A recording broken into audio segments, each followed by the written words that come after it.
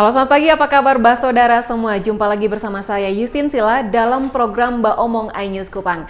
Kali ini kita akan membahas mengenai sebuah kasus yaitu prahara kasus kredit macet Bank NTT di mana negara mengalami kerugian mencapai 126 miliar dan saat ini sedang ditangani oleh Kejati Nusa Tenggara Timur.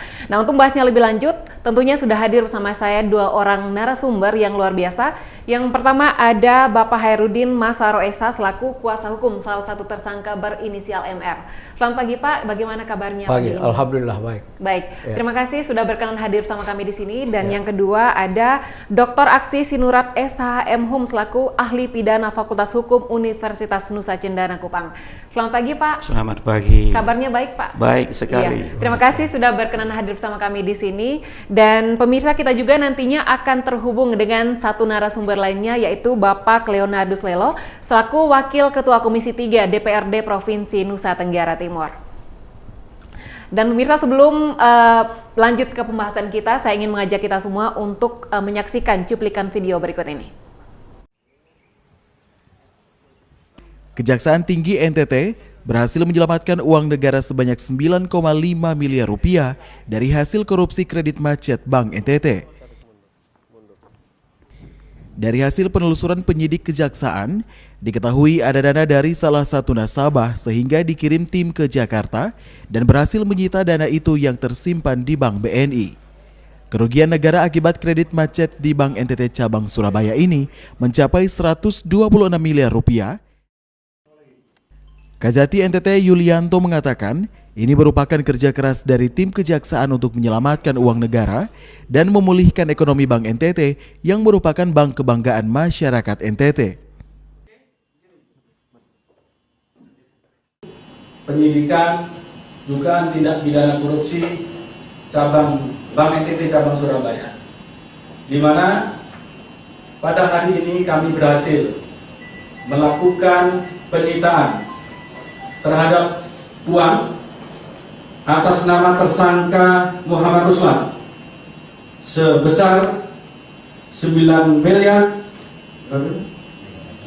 509.924.588. Ini betul-betul kerja keras tim. Ketika hari Jumat saya mendapatkan informasi ada dana yang disimpan di rekening tabungan atas nama tersangka, maka tim minggu kita berangkatkan ke Jakarta. Alhamdulillah berkat rahmat Allah kita bisa melakukan penyitaan uang ini sebagaimana yang saya sampaikan kepada saudara-saudara sekalian, bahwa titik tumpu penyidikan dan penindakan tidak pidana korupsi adalah bagaimana caranya kita memulihkan kerugian keuangan negara yang timbul. Penetapan Muhammad Ruslan sebagai tersangka dalam kasus dugaan korupsi kredit macet Bank NTT sudah sejak 18 Juni 2020 lalu dan sudah dilakukan pemanggilan dan sesuai jadwal akan diperiksa. Selain tersangka Ruslan, Kejaksaan juga telah menetapkan 6 tersangka lainnya dalam kasus korupsi kredit macet Bank NTT ini. Pakai konon dulu ya, karena bukan saya yang ada. Salah satu yang dipanggil jadi saksi di sana itu mengatakan yang melapor ke Kejaksaan Tinggi NTT itu adalah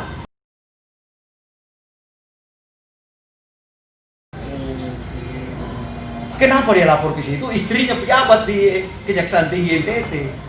Biar cepat. Bukan biar cepat, untuk melindungi dia, untuk makanya kan dia tidak masuk jadi tersangka. Nah, Ruslan MR inilah sama si Desi, anak bekas karyawannya si SS Dewi itu yang dicecar.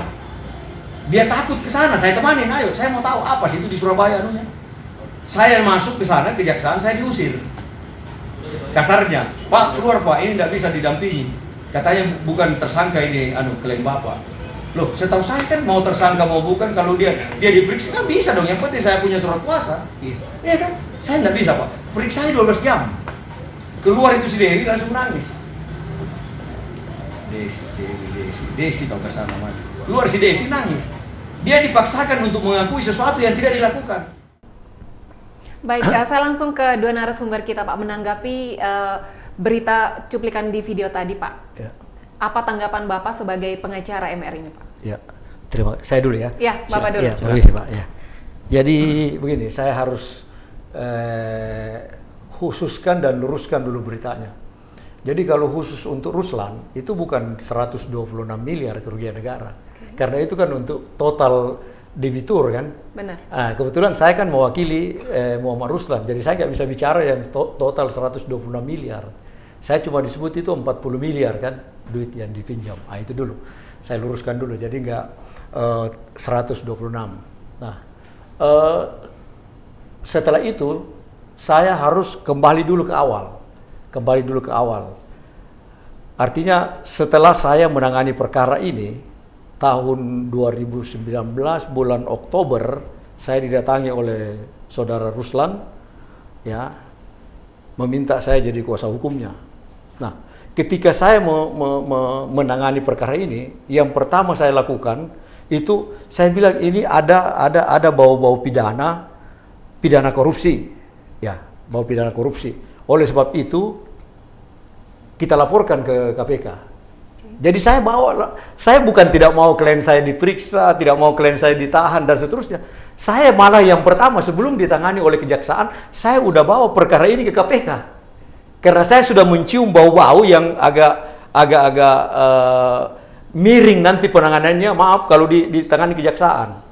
Ya, jadi saya sudah dengar berita di sana ada di root waktu itu, di root PLT, di root daripada bank apa namanya BPD NTT yang namanya saya singkat AS ya, itu istrinya jaksa di Kejaksaan Tinggi Jakarta NTT.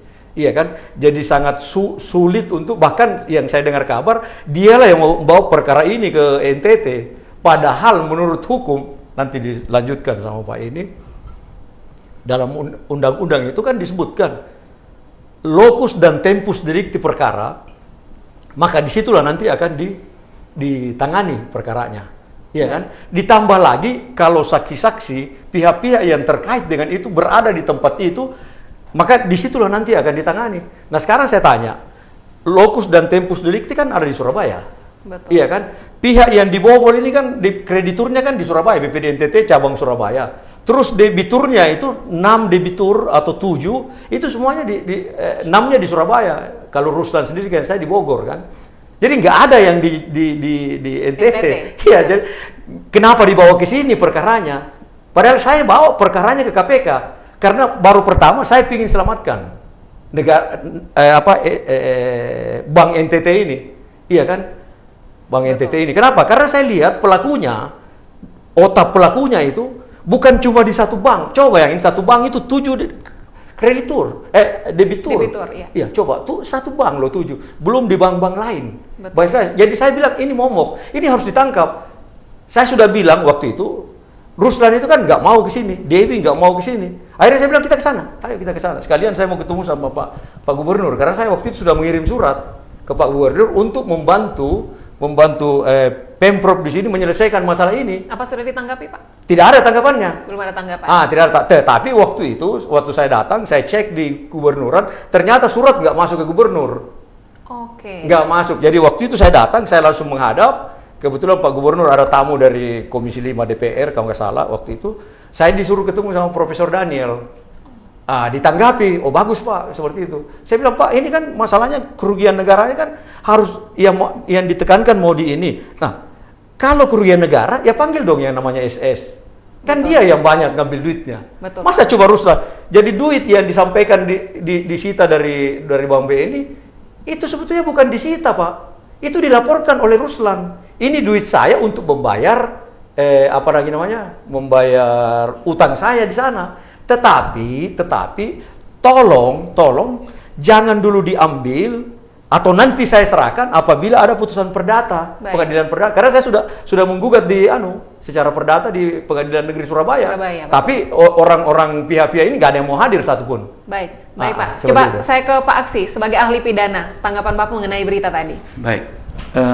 Terima kasih. Selamat siang untuk kita semua. Menyangkut kredit macet ini, sebagaimana tadi sudah dikemukakan oleh Pak Heru, tentang locus delicti dan tempus delicti Ya.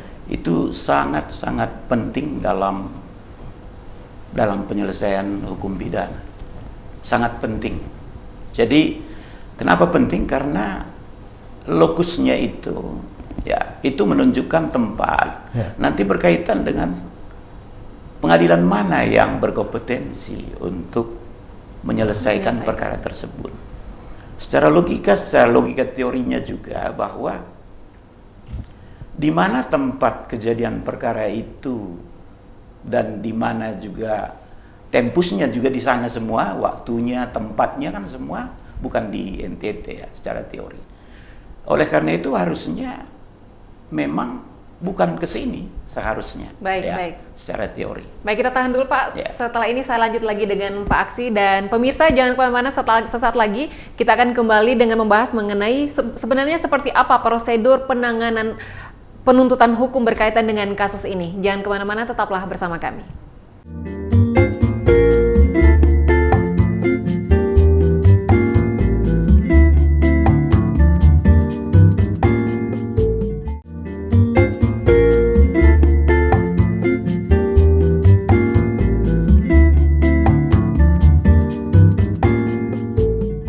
Pemirsa, terima kasih Anda kembali bersama kami di program Mbak Omong iNews Kupang. Saya langsung kembali ke Pak Aksi. Ya. Pak, sebenarnya seharusnya prosedur penuntutan hukum dalam kasus ini harusnya seperti apa, Pak, sebagai ahli pidana, Pak?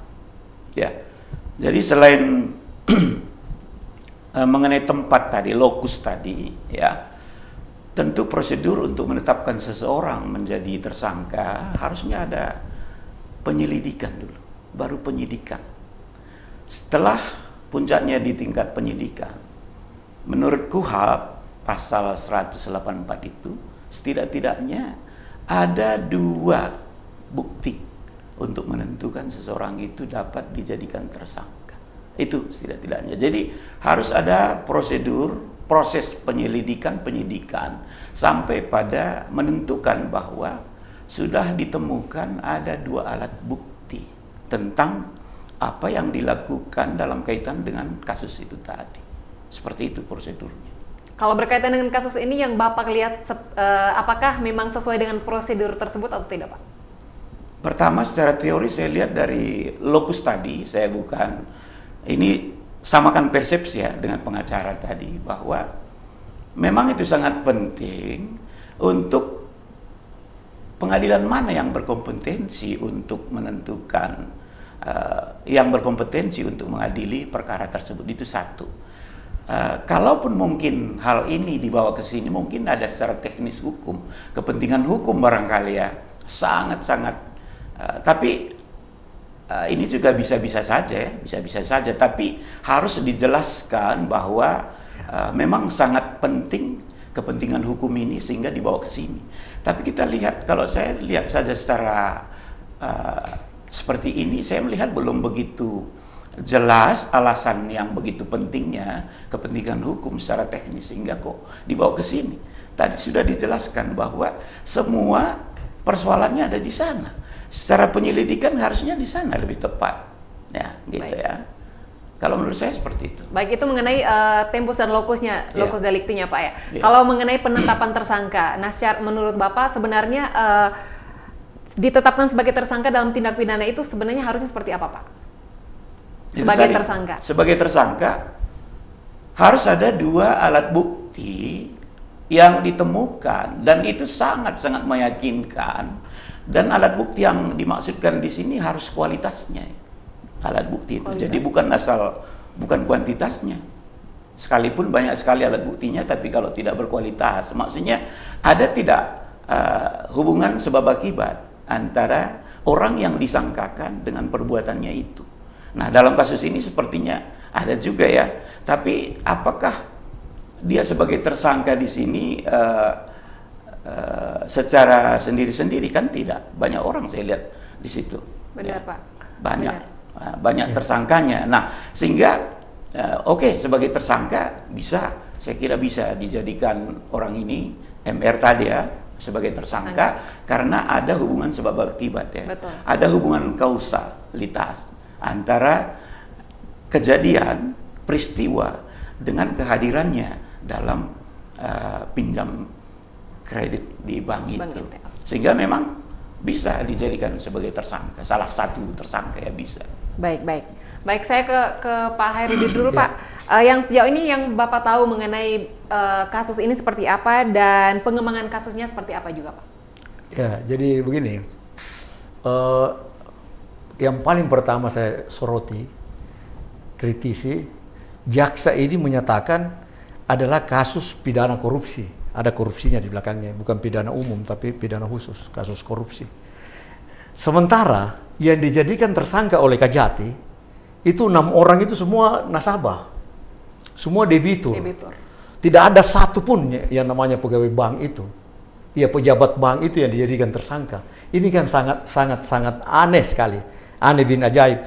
Nanti terakhir tanggal beberapa hari yang lalu dijadikanlah tersangka tiba-tiba. Dulu kan sebelumnya tidak ada nama Didakus Leba di situ, ya kan? Nah sekarang kepala cabang Surabaya sudah langsung ditangkap gara-gara saya klarifikasi di TV. Masa ada kasus korupsi, nggak ada pejabat negara yang dijadikan tersangka? Belum ada saya lihat kasus korupsi seperti itu.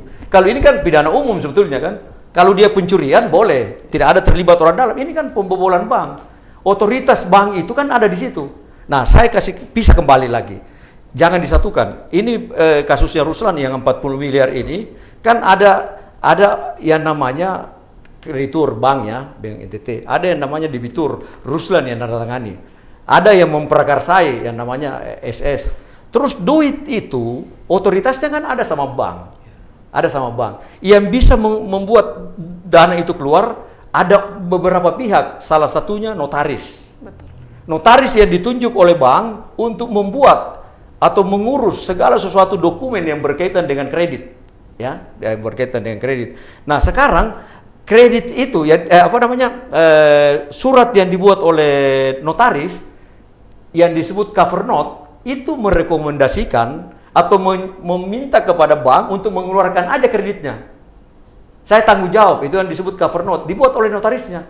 Padahal itu kredit itu belum diikat sama ini hak tanggungan, bahkan belum ada sertifikat asli untuk diletakkan hak tanggungan, udah keluar kreditnya. Kira-kira dari mana itu? Itu kan turut serta. Benar. Kemana ini orang ini? Terus kedua KJPP, kantor jasa penilai publik ya. Jadi di situ ada yang diajukan oleh SS sebagai agunan. Ya, itu nilai agunannya itu cuma 3 miliar. Itu pun belum dibayar sama pemiliknya. Disuruh dia taksir 45 miliar, Pak. Itu kan di markup, dan markupnya subhanallah terlalu tinggi, melonjak. Nah, itu mana itu KJPP? Karena kredit itu bisa keluar, peranannya orang-orang ini.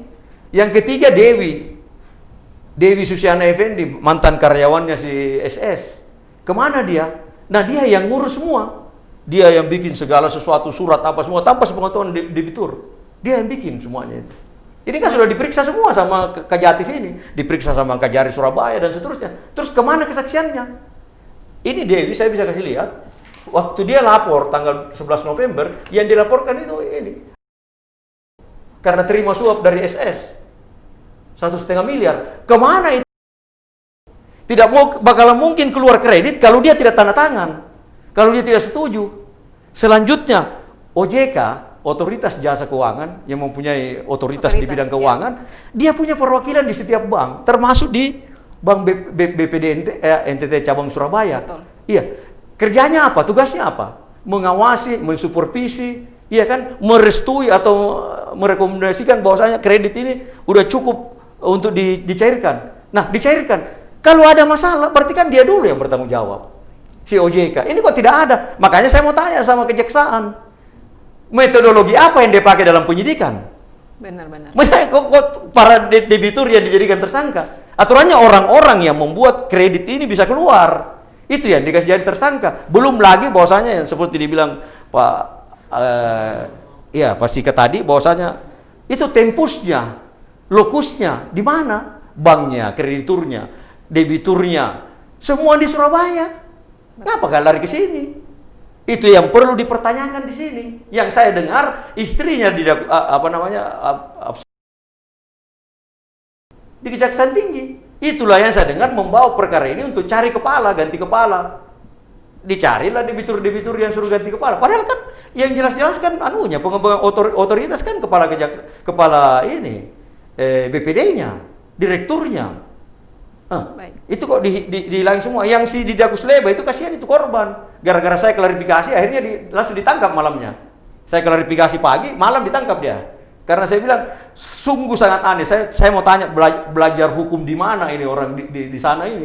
Kok ada kasus korupsi kok nggak ada pejabat negara yang jadi tersangkanya? Baik. Itu. Baik, coba saya kembali ke Pak Aksi dulu nih Pak, menanggapi pernyataan dari Pak Herudin. Ya. Memang bagi saya kasus ini agak lebih spesifik ya. Kalau kita lihat dari kasus-kasus yang lain, ya.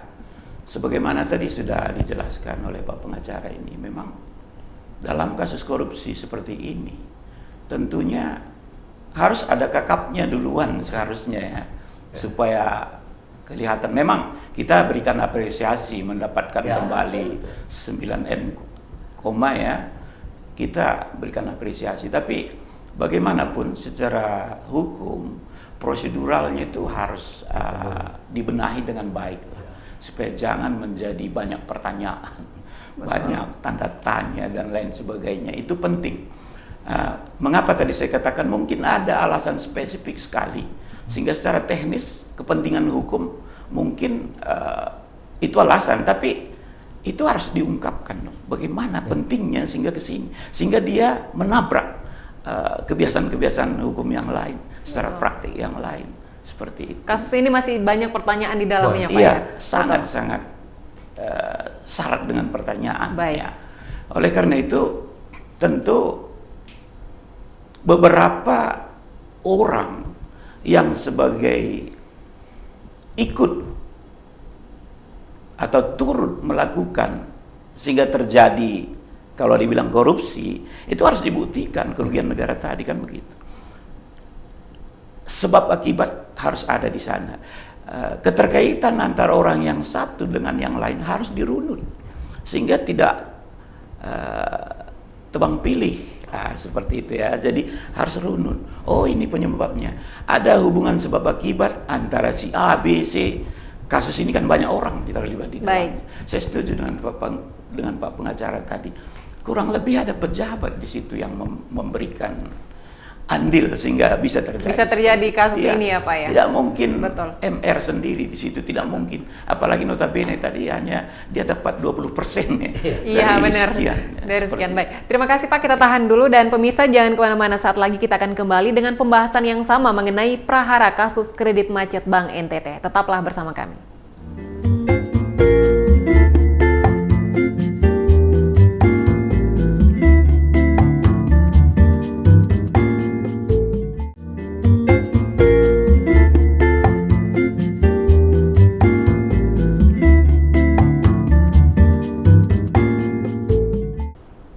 Pemirsa, terima kasih Anda kembali bersama kami di program Mbak Omong iNews Kupang, dan saya kembali lagi ke Pak Aksi.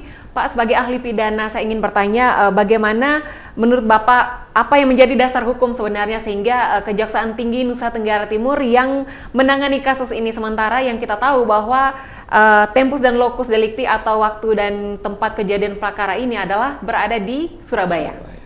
Baik, terima kasih.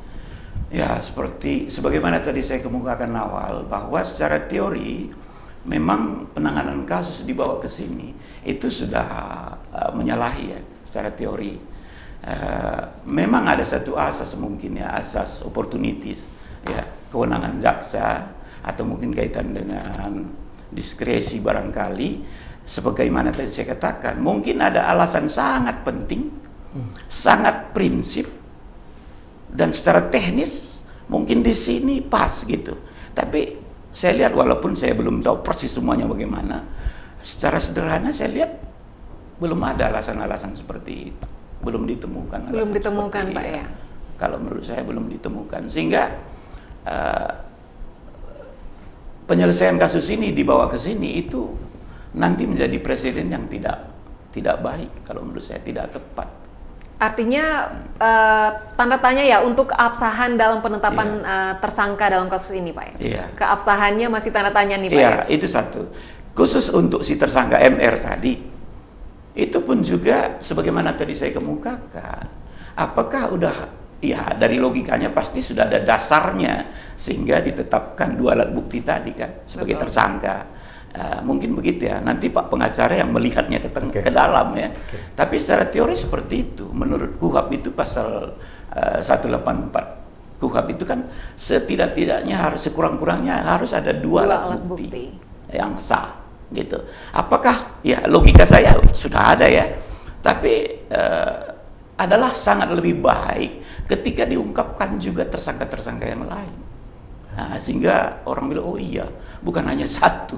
Nah, kalau satu nanti, nah, seperti yang saya katakan tadi, saya melihat orang ini dari kronologis yang saya baca itu, seolah-olah mungkin dia sebagai apa ya, kena nasib sial ya, kira-kira ya, kira-kira begitu ya. Karena apa? Tadinya kan justru atas nama perusahaannya kan, untuk meminjam kredit itu. Ternyata setelah dia mau tanda tangan kok beda ini, bukan perusahaan. Iya, itu kan kasihan sebenarnya, Tapi tidak ada alasan bahwa apalagi seorang pengusaha harusnya dia punya hak untuk saya tidak mau tanda tangan kalau model seperti ini. Benar. Apalagi seorang pegawai asistennya siapa, SS ya. Tanda tangan saja, Pak. Ya. Wah, ini betul. Iya. Baik, saya kembali ke Pak Herudin. Pak, sebagai kuasa hukum MR, menurut Bapak ini pasnya ke perdata atau pidana, Pak? Jadi sebentar, itu kan ahlinya itu yang perdata pidana. Yang saya mau kasih kembali dulu gini. Dari awal pertemuan antara SS dengan MR ini di suatu tempat di tahun 2018. Akhir-akhir tahun 2018. Jadi baru kenal. Diperkenalkan lah. Kebetulan si Ruslan ini dia seorang kontraktor kecil lah. Dia lagi sub kontrak kerja di sana di perusahaan BUMN kerja. Tapi karena dia ada perubahan kebijakan di sana yang dulunya satu bulan setelah pekerjaan duit sudah cair pembayaran, ini jadi berubah jadi 6 bulan. Terlalu lama tenggang waktunya. Jadi dia butuh duit. Dia tidak punya agunan untuk pergi ke bank. Nah, dia datang ke kerabat itu. Kebetulan di kerabatnya Ruslan ini ada juga itu si SS di situ. Iya, dia bilang, oh ini jago ini kalau orang bank. Dia berteman baik dari hampir semua bank dia berteman. Apalagi kalau cuma di Surabaya paling dekat dia. Nah, disepakatilah berdua ini. Oke, karena ini si SS kan sudah tidak lolos BI checking. Jadi dia pakai pinjam Ruslan untuk tanda tangan. Tapi segala sesuatu, persuratan, syarat-syarat, termasuk agunan, apa semua, disiapkan oleh SS. Termasuk membayar angsuran itu SS. Dia punya kesepakatan itu.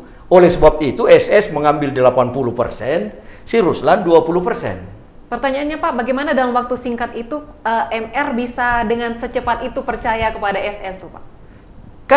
Kan dia bilang, saya bisa ngambil duit di sana. Artinya dia tidak bilang, saya bisa merampok, kan begitu. Saya bisa, artinya mengambil duit ya secara legal lah. Dia secara legal untuk ngambilnya. Ya saya percaya, saya juga mau. Kenapa? Karena saya memang butuh duit. Makanya saya ambil juga sesuai dengan kebutuhan saya. Dia ngambilnya waktu itu cuma 4 miliaran dan yang lebihnya di bank itu dipakai untuk bayar bunga. Karena si SS nggak bayar kan. Nah seperti itu. Nah sekarang ketika duit itu keluar, dia laporkan ke Kejati. Ada bukti laporannya, saya ada suratnya semua. Pak, saya sudah keluar duit saya di sana, saya mau bayar. Saya mau bayar, cuman syaratnya saya bayar kalau ada putusan perdata karena saya sudah terlanjur menggugat. Iya kan seperti itu. Atau kalau Bapak mau, tolong saya dibuatkan akte pandading, surat perjanjian perdamaian, hadirkan semua pihak yang terlibat. Jangan saya aja. Benar. Iya kan ada notaris, ada KJPP, ada OJK. Itu yang tergugat semua di Pengadilan Negeri Surabaya. Aturannya harus hadir semua. Berapa kamu bayar, berapa ini bayar, berapa kita tanda tangan. Ini nggak mau, cuma mau ngambil duit toh. Terus pertanggungjawaban duitnya apa? Nah sekarang dia sudah ambil. Itu pun duit yang diambil itu udah lebih dari kewajibannya Ruslan. Kewajiban. Dia fitnah lagi, dia bilang hasil kejahatan. Iya kan? Itu kan tidak boleh seorang jaksa seperti itu memfitnah orang dari hasil kejahatan. Buktinya dari hasil kejahatan mana? Itu kan ada buktinya pengiriman duit dari mana masuknya. Kok dia sebut di televisi hasil kejahatan. Hasil kejahatan. Iya kan? Sedangkan seorang tersangka saja belum tentu bisa disita dia punya barang. Bahkan diputus pun perkara belum tentu bisa disita duitnya orang. Masih butuh proses. Ini kok belum apa-apa. Tahu nggak dia dijadikan tersangka Ruslannya? Tanggal 18 Juni. Sewaktu duit itu tidak mau diserahkan sama Ruslan. Jadi ketika nggak mau diserahkan langsung dijadikan tersangka, baru dieksekusi dia punya duit. Ini kan bukan alasan hukum kalau kayak begini kan, karena dia kesal aja dia lihat anunya. Nah seperti itu. Tapi yang paling terpenting saya bilang bukan masalah perdata dengan anunya. Maksud saya gini, seperti Pak ahli bilang dari tadi. Artinya kita memberikan appraisal kita salut lah dari kejaksaan ini. Tapi tentunya kalau mau menegakkan kebenaran harus dengan cara yang benar pula. Nggak bisa mau menegakkan kebenaran tapi caranya salah. Harus sesuai prosedur. Harus sesuai prosedur. Saya bukan tidak mau ditersangkakan, ditahan dan ditangkap, nggak ada. Bahkan saya yang pertama bawa ke KPK. Ini ada suratnya nih. Saya punya bukti, saya bawa ke, belum ditangani oleh jaksa. Saya udah ke KPK. Karena saya lihat ini si SS ini momok bagi negara ini. Sangat momok, banyak sekali yang dia ini boleh dicek. Saya banyak buktinya di sini dia ini, termasuk Bank Mandiri juga ada. Dia punya ini. Itu yang saya karena kalau ada orang yang mau pemberantasan korupsi di Indonesia yang nomor 1, saya mau nomor 2. Wow. Iya, saya benci sekali dengan koruptor. Sangat membenci. Makanya setelah dia datang ke saya, sini kok, kita lapor ke KPK. Tapi KPK nolak. Dan perlu Anda ketahui, saya sekarang sudah masukin pra peradilan. Okay. Akhirnya saya buka karena saya dapat berita dari orang kejaksaan. Hari ini Ruslan dijadikan DPO. DPO ya. Jadi untung saya dari duluan kemarin mengajukan ke permohonan. Jadi yang saya anukan itu jadikan termohon Kejaksaan Agung. Karena 3 kali saya menyurat ke Kejaksaan Agung tidak pernah dijawab. Saya coba bertanya, Pak Kejagung, sorry, ini kira-kira kalau kayak begini kan ada sengketa antara dua. Karena Ruslan juga pernah diperiksa di Kejaksaan Negeri Surabaya, kasus yang sama. Terus ini yang mana? Ini kan capek orang dipanggil kiri kanan kan. Nah maksud saya tolong Kejaksaan Agung putuskan gitu loh. Ini yang tangani, ini dia nggak mau jawab. Akhirnya kan saya ini KPK juga saya jadikan sebagai turut termohon karena dia tolak. Jadi tolong saya minta penjelasan di dalam gugatan ini, permohonan ini, apa alasannya KPK menolak? Kalau dari segi jumlahnya sangat signifikan ini. Betul. Itu baru dia bisa sebut ke situ 150 miliar totalnya. Kalau Ruslan sendiri cuma 40, dia ngambilnya juga cuma 4 miliar. 20% ya Pak? Iya 20%, enggak sampai 20%. Cuma 10%-an itu kalau segitu. Cuma kan sisanya di dalam dipakai oleh Ruslan untuk bayar ansuran. Jadi ini bukan kredit macet Pak, Bu, bukan kredit macet. Dan seandainya pun juga kredit macet itu belum pidana kan masih perdata, masih pinjam duit. Nah seperti itu. Jadi kita mau dijalankan. Saya punya teman di kejaksaan dia bilang, tolong bilangin sama Kejaksaan Tinggi NTT, emangnya cuma di NTT aja ada Kejaksaan Tinggi? Di Surabaya juga ada. Betul. Iya kan, kenapa nggak di Surabaya aja? Karena saksi-saksinya kan pihak-pihak terkait kan lebih mudah. Lu panggil orang jadi saksi dari Jakarta atau dari Surabaya ke sini, biaya tiketnya berapa? Atau Anda yang ke sana biaya tiket, kenapa nggak Surabaya aja? Emang tidak ada kejaksaan di sana? Betul. Nah, makanya kita tanya, ada apa kok dia bisa ngotot banget dibawa ke sini? Ada apa? Dasar hukumnya tidak tolong ada, ya? ditanyakan sama dia itu. Ada apa? Kok ngotot? Baik, kita tahan dulu Pak Oke. Baik, Mirsa jangan kemana-mana, saat lagi kita akan kembali dan akan terhubung juga dengan narasumber lainnya yaitu Wakil Komisi 3 DPRD Provinsi NTT. Jangan kemana-mana, tetaplah bersama kami.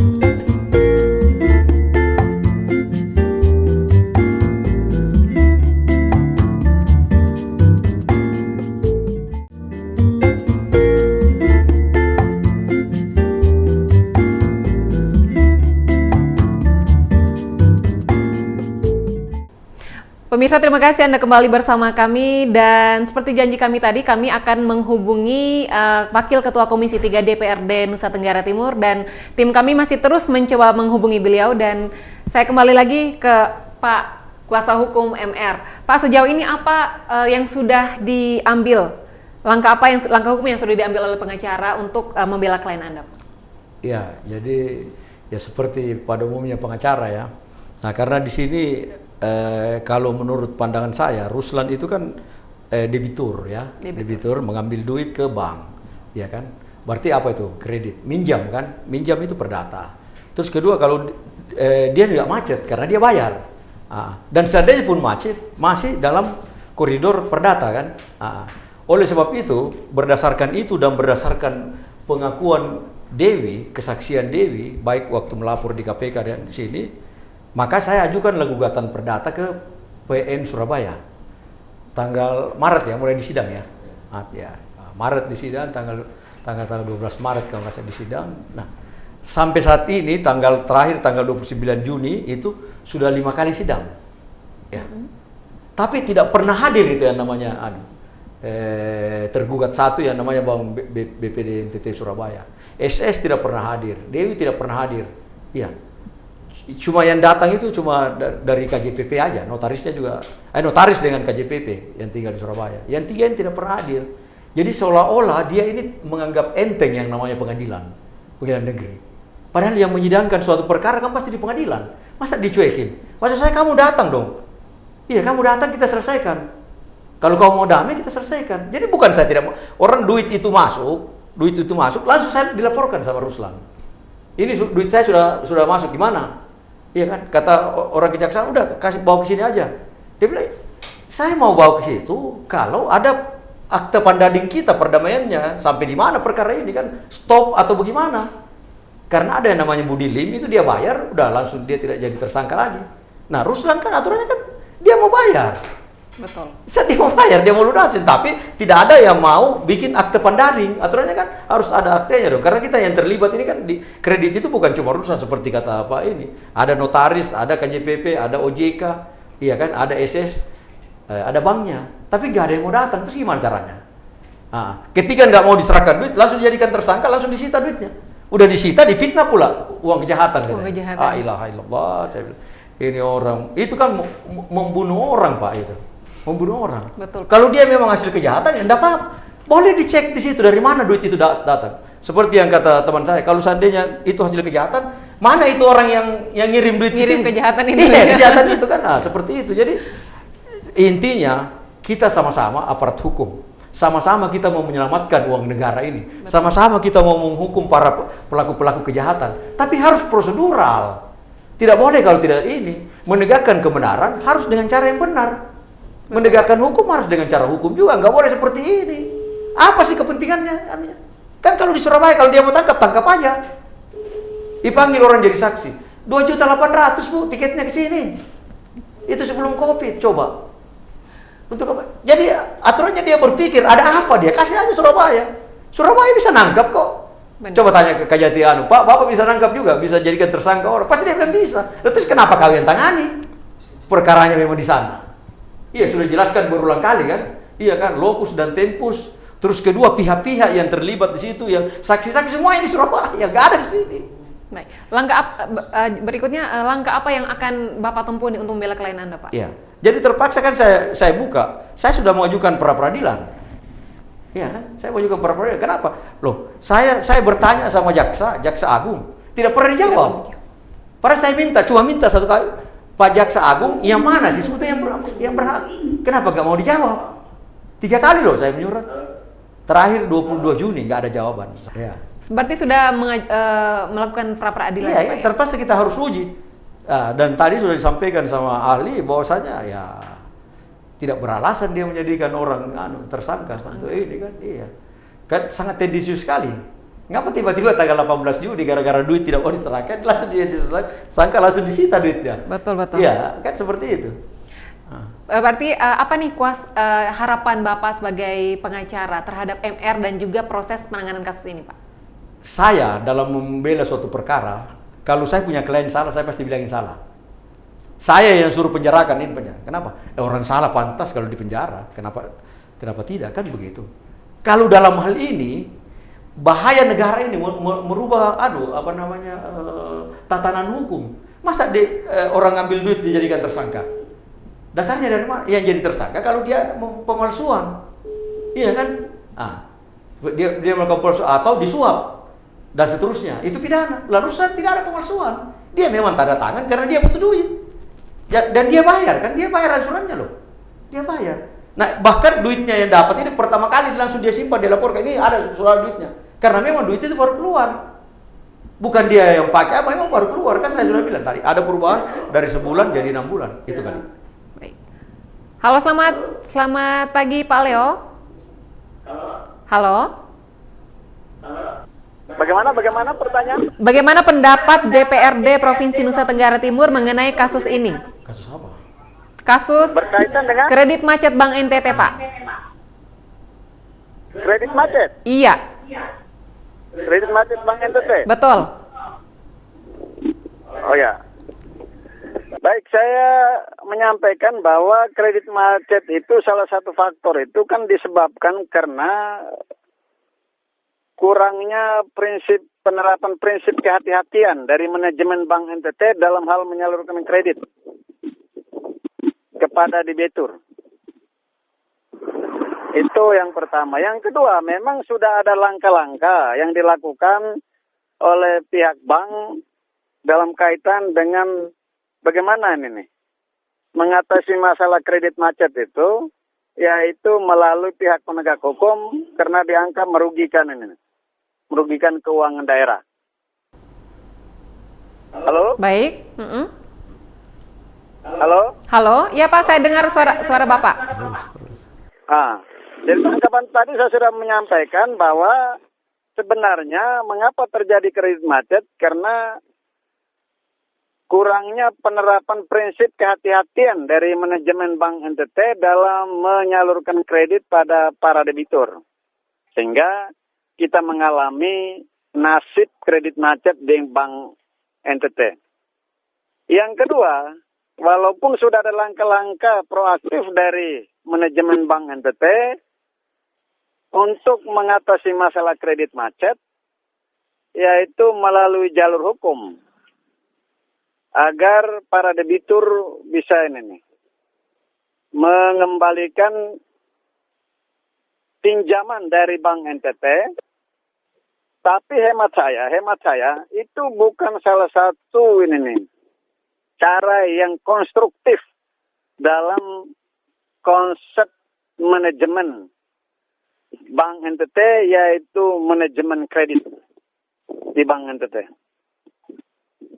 Sehingga pendapat saya, prinsip kehati-hatian, analisis, kajian, dan pengenalan terhadap calon debitur itu harus benar-benar disikapi secara benar dalam manajemen kredit di Bank NTT. Apalagi kredit komersil. Baik Pak. Baik Pak, selanjutnya. Gitu ya? Baik Pak. Selanjutnya sikap DPRD sendiri seperti apa Pak? Sudah ya? Halo? Sudah ya? Belum. Pak. Sikap DPRD Nusa Tenggara Timur mengenai kasus ini seperti apa dan bagaimana harapannya Pak? Bagaimana? Bagaimana sikap DPRD Provinsi Nusa Tenggara Timur dan apa harapannya mengenai kasus ini Pak? Ini terlalu bising ini, saya tidak terlalu dengar. Gimana tadi? Baik, saya ulangi Pak. Bagaimana sikap yang akan diambil oleh DPRD NTT? Halo? Halo, iya Pak? Halo, iya Pak? Ya, bagaimana harapannya Pak untuk kasus ini selanjutnya? Oh. Baik, maaf pemirsa, kita ada kesalahan teknis berhubungan dengan jaringan, Pak, memang susah gangguan di luar kendali kita ini. Baik, kita tahan dulu, nanti kita akan lanjut setelah pariwara berikut. Dan pemirsa jangan kemana-mana, Mbak Omong Inews Kupang akan segera kembali untuk Anda.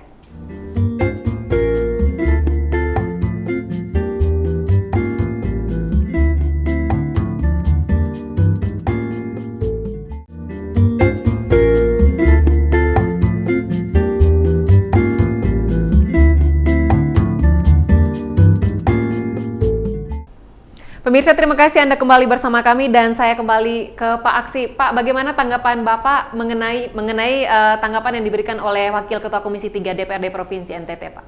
Baik, terima kasih. Saya sangat setuju ya bagaimana tadi pendapat dari Bapak Komisi 3 DPRD tadi, bahwa prinsip kehati-hatian itu memang sangat-sangat penting dalam memberikan kredit kepada debitur ya. Walaupun demikian kita tahu kejadian ini kan sudah terlanjur ya. Nah, oleh karena itu ke depan sebagaimana tadi dikatakan prinsip kehati-hatian perlu, tapi karena saya orang hukum juga, di samping prinsip kehati-hatian itu harusnya kepada orang yang tidak hati-hati juga diberikan shock terapi gitu, supaya jangan asal nanti prinsip kehati-hatian saja, tapi kalau tidak ada satu ketegasan terhadap orang-orang yang berkompeten untuk memberikan kredit itu. Nah, itu juga bisa membuat lengah dan membuat kecolongan seperti itu. Ya. Kemudian kalau harapan saya ya secara hukum, bagi saya ini sesuatu yang sangat-sangat penting kita jadikan suatu peristiwa yang bisa menjadi apa istilahnya, supaya kita hati-hati semua. Dalam hal ini bagi saya secara objektif ya harusnya ini diselesaikan harusnya diselesaikan dengan secara objektif ya, bukan subjektif, bukan suatu prosedural hukum itu harus diselesaikan dengan baik secara objektif, sehingga masyarakat melihat bahwa penyelesaian ini begitu baik. Itu pertama. Kedua, yang namanya korupsi atau intinya dalam korupsi itu kan adanya kerugian keuangan negara atau keuangan daerah ya. Bagaimana supaya kerugian keuangan negara atau keuangan daerah tadi itu bisa dikembalikan dengan baik. Saya melihat tadi sebagaimana dikemukakan oleh Pak Pengacara tadi, bahwa sesungguhnya ini masih ada kaitan dengan perdata ya, seperti itu. Nah, namun kalaupun memang kalau dapat dibuktikan bahwa itu sudah masuk ke ranah pidana, itu yang saya bilang tadi, dua bukti itu harus ada. Jangan asal tangkap saja. Saya sering juga jadi saksi. Jangan asal tangkap. Jangan asal tangkap. Betul tidak? Ada hubungan kausalitas tidak? Bahwa perbuatan itu dinyatakan sebagai perbuatan pidana. Jangan sampai masih ranah-ranah perdata. Nah, ini yang kita, supaya masyarakat, kita juga orang-orang hukum yang telah banyak mempelajarinya, jangan kita tidak merasa aduh kok begini hukum kita ya. Nah, seperti itu. Itu pertama. Kemudian kalau memang secara tempat, lokus delictis dan tempus delicti, tempatnya di Surabaya, secara teknis juga kalau menurut saya penyelesaiannya di sana lebih tepat. Betul. Ya kan? Lebih tepat secara teknis. Nah, secara objektif, mari dengan lapang dada kembalikan ke sana. Kembalikan ke sana. Apakah di sana, kalau namanya penegakan hukum kan di mana-mana prinsipnya sama. Ya. Kenapa mesti bawa ke sini? Sebagaimana Pak Pengacara tadi katakan. Ongkos berapa nanti kalau bawa ke sini semua? Dan ini sangat berpengaruh juga terhadap kepercayaan masyarakat ke penegak hukum, Pak ya? Itu sangat-sangat penting itu. Nanti orang, itu yang saya bilang tadi, jadi presiden nanti. Oh begitu penyelesaian hukumnya. Orang-orang yang tahu hukum lagi sedih nanti. Benar. Iya kan?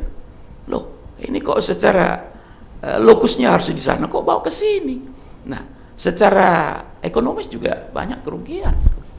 Ya, seperti itu. Jadi, saya harap supaya mari penegak hukum itu atau orang-orang yang berkompeten dengan lapang dada kembalikan ke tempat kemana sesungguhnya penyelesaian itu dengan baik, supaya semuanya bisa diwakili, bisa perasaan keadilan itu dari pengacaranya, dari masyarakat ya bisa terpenuhi seperti itu. Baik, ya, terima kasih Pak. Dan ini adalah closing statement dari Pak juga. Semoga kasus ini bisa diselesaikan sesuai dengan prosedur hukumnya, Pak. Iya, sesuai dengan prosedur. Saya kembali ke kuasa hukum MR. Bagaimana nih Pak harapan Bapak kepada MR dan juga proses hukum ini? Khusus kepada MR, kan kami sudah mengajukan gugatan ke Pengadilan Negeri Surabaya, ya, itu secara perdata. Terus kami sudah mengajukan pra-peradilan ya, ke Pengadilan Negeri Jakarta Selatan. karena yang kami peradilankan itu Jaksa Agung dan KPK. Nah, yang saya mau tanyakan di sini, kalau memang ada seperti yang dikatakan ahli tadi, kalau memang harus ada pidananya, nggak apa-apa, tidak ada yang jadi masalah. Cuma tempatkan pada prosedurnya gitu loh. Ini sidang, Bu, sidang. Ini bukan satu kali, Betul. terus putus. Orang bolak-balik, coba bayangkan orang dari Jakarta, orang dari Surabaya bolak-balik pergi sidang di sini, saudaranya atau pengacaranya dan seterusnya, kan agak merepotkan. Jadi kalau bisa kasih ke Surabaya, berarti dia yang anukan, yang teruskan anunya, ininya. Karena di sini kan sangat tendensius. Coba saya tanya, saya dengar di wartawan ditanyakan oleh wartawan kepada Kejati ya, Pak, itu si SS. Iya kan? Kenapa dia ditahan di sini di Kejaksaan Tinggi NTT? Kenapa ditahan? Apa korelasinya? Apa keterkaitannya dengan ini? Karena dia bukan debitur, bukan juga kreditur. Betul. Tapi karena dijawab oleh Kejati, wah itu masuk materi. Loh, itu yang kamu tangkap Ruslan punya, yang kamu sita bukan materi itu. Itu malah justru materi perkara yang kamu sebut kerugian negara. Tapi kamu buka di publik. Giliran yang SS, kenapa ini Pak? Kok ditahan? Dia bukan debitur, bukan kreditur. Kenapa? Kalau dia buka itu kan menyinggung yang lain. Karena SS inilah yang nyogok ke pimpinan-pimpinan bank. Makanya dia nggak mau ceritakan. Nah inilah sampai sekarang kan tidak jadi tersangka. Jadi ada apa sebetulnya? Ada apa? Dan memang sudah tidak bisa objektif. Itu sebetulnya secara udah nggak bisa. Tidak bakal bisa berlaku adil di situ. Jadi sedangkan bukan pun tempus delicti di Surabaya sebetulnya bisa. Ada alasan Jaksa Agung kasih pindah. Karena ada nanti timbul kecurangan, ya kan? Betul. Seperti itu. Jadi harapan saya mau dibawa kemana? Silakan. Tapi prosedural. Mau pidana ya pidana aja. Tidak ada masalah. Saya udah bawa ke KPK kok. Dan diselesaikan secara objektif, Pak ya? Iya, ya diselesaikan secara objektif. Bukan saya tidak mau apa urusannya? Kalau memang dia salah, salahin aja. Kalau mau harus ditangkap, tangkap aja. Apa urusan saya sama dia? Cuma harus prosedur, itu aja. Baik. Itu. Baik. Terima kasih untuk closing statement-nya Pak, untuk Pak Aksi, Pak Herudin juga, dan pemirsa. Terima kasih kepada Pak berdua tadi dan juga Bapak Wakil Ketua Komisi 3 DPRD Nusa Tenggara Timur yang sudah kita hubungi lewat telepon tadi, dan semoga informasi yang sudah kita bahas tadi berguna bagi kita semua, dan kita doakan semoga kasus ini bisa diselesaikan dengan baik dan tentunya tidak terulang kembali. Dan akhir kata saya Yustin Sila mewakili kru yang bertugas pamit dari hadapan Anda. Terima kasih atas kebersamaannya, selamat pagi dan sampai jumpa.